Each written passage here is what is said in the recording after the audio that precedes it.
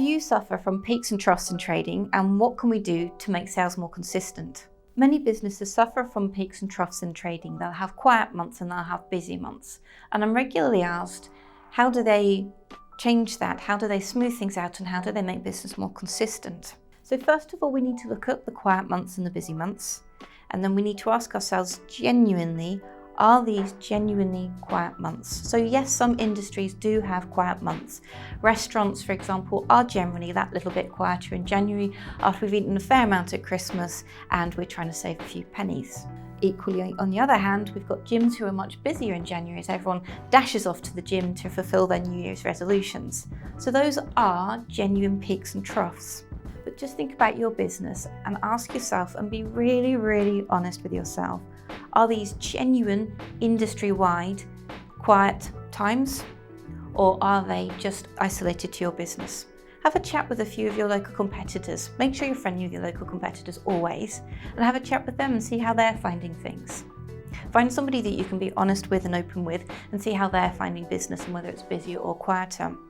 A garage that I worked with told me that they were always quiet in January. I couldn't really see why they would be that much quieter in January, and having worked together for a little while, I've actually found that January is probably one of their busiest months now. So we've been really honest with ourselves and accepted that it's likely that the quiet months are limited to our business rather than an industry-wide phenomenon. So now we're going to look at our sales process and see if we can find some areas in there that would explain why we're a little bit quieter.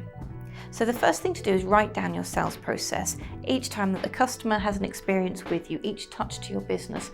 Now that would start with their first initial touch, which possibly would be social media, some kind of printed advert leading through to your website, or maybe your website is the first time they've experienced your business.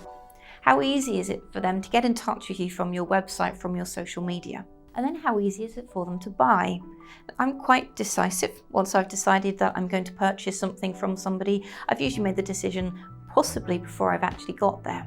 And on many an occasion, I've had to very gently push a salesperson into actually letting me buy something and completing the order, because they've explained something to me and then said, there you go. And I said, well, okay, I'd like to sign up then, please. And they signed up and said, there you go. Well, no, I'd like to book this down, please. Oh, okay. So make sure that it's really, really easy to buy. Make sure there are no barriers to the sale. So the garage that I mentioned previously, they're closed for 2 weeks over Christmas, which might explain why they're a little bit quieter in January. One of the things we did to smooth out the peaks and troughs was to implement an online booking system. So over Christmas period, when your father-in-law is talking about his journey up the A1M, you can be on your phone and booking your MOT in for January in a date that suits you.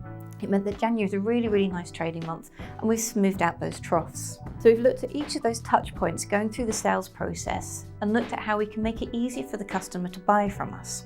And now we're going to make sure that it's easy for them to buy from us a second time, third time, and repeat customer. So one of the things you'll want to do is make sure that you're keeping in touch with your customers at all times.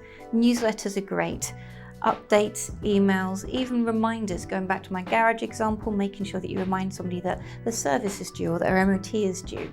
And that's all about them and not about you. So make sure you keep in touch and you're encouraging repeat custom all the time. And now look at your sales process in more detail. Are you actually asking for the sale? It's very flattering for someone to make it really, really clear that they want you to buy from them and that they value your custom. It's not pushy to ask for the sale. People feel a little bit awkward about asking for it, but what you're saying is, I value your custom, I like you, I'd like you to work with me, I'd like us to be trading partners. So would you like to buy this? They've shown an interest, they're there, they've taken the time to look at your website, speak to you on the phone, come into a showroom, whatever it is, they've made that effort. You need to now reciprocate that effort and say, would you like to buy? Would you like this product, service that you've been looking at? Please don't be afraid of asking for the sale. It really is flattering, and it can actually be quite daunting if somebody doesn't ask for the sale. A client, a potential customer comes in, makes an effort to view your product, view your service, and then if you don't ask for the sale and you don't close the deal, as it were, they sort of drift off thinking, well, I'm not quite sure what to do next, so I'll look at another competitor then because they weren't that interested in me. So make sure that you're asking for the sale in a lovely, gentle, friendly way. It is very, very flattering as a customer. So you've looked at your sales process. When we're working together, we'll look through each step, see what blockages there are, what restrictions there are, where we're not helping the customer to buy from us, and make sure that they're always able to get in touch with us in some way or another. Then next we'll look at the earlier step and look at your marketing. What kind of message are you sending to your potential customers and clients? Have a look at my videos on target market and videos on why should I buy from you? That's your customer's question. Why should I buy from you? Have a look through those. They'll give you a lot more detail on this, but what we're making sure is that we're speaking to the customers in the way that they want to be spoken to. We're sending out a message that's about them, not about us, and we're showing that we understand them and that they're valuable to us, and that we appreciate them and that we want them to work with us. So by working on your message, speaking to your customers how they want to be spoken to, we're separating you from the competition and we're showing why people should come to you. We're speaking to them in the language that they want to be spoken to. Really, really powerful.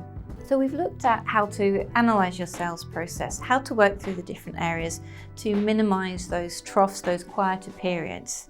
It might feel like a little bit of work and a little bit of homework to do, but I assure you it's absolutely valuable. It'll make a big, big difference. We'll minimise those troughs. We'll get a much more consistent cash flow coming into your business. If you've got any concerns about this, you're finding it a little bit challenging, please do get in touch. I'm more than happy to sit down and talk this through with you. I hope you found that really helpful. I'd be delighted to hear your thoughts on this and any other experiences that you've had, and I look forward to seeing you soon. Thank you.